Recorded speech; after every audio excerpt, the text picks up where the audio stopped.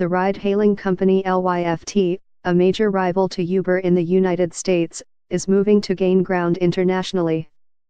Lyft announced on Monday that it planned to begin operating in Toronto, its first international location, in time for the holiday season.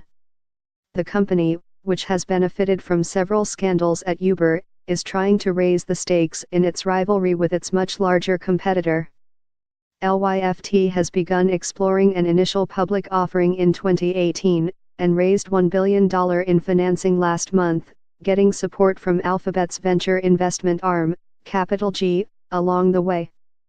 Lyft has also been jockeying for space in the self-driving car sector, agreeing in September to a partnership with Ford Motor Company to develop autonomous vehicle designs and technology, and opening a research facility in Palo Alto, California.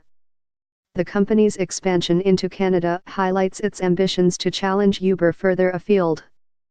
"We have had our sights set on international expansion for months, and the Canadian market is an obvious fit for Lyft's culture, values, and the service that we provide," Logan Green, the company's chief executive, said in a statement.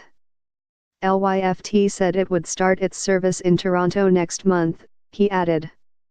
Lyft has high hopes for the Toronto market. John Zimmer, the company's president and co-founder, told the Toronto Star that he expected the Canadian city to eventually become one of Lyft's 5 largest markets. In an effort to entice drivers, Lyft is offering a 25% bonus for the first 3,000 drivers who are approved and who complete 20 rides a week during the company's first 3 months of operation in Toronto.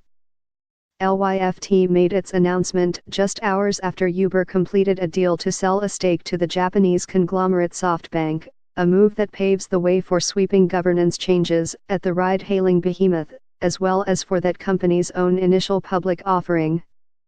Uber has been trying to repair its image, with Dara Khosrowshahi, the new chief executive, pushing a softer tone and a set of cultural values that includes the maxim, "We do the right thing." Uber, which began operating in Toronto 5 years ago, has faced resistance in Canada. Taxi drivers have protested against the company for not adhering to the same rules as the taxi industry. Toronto city officials at one point sought to ban Uber, but Ontario's Superior Court refused that request in 2015. The company suffered a setback last week in London, when a British employment tribunal rejected its argument that the company's drivers were self-employed.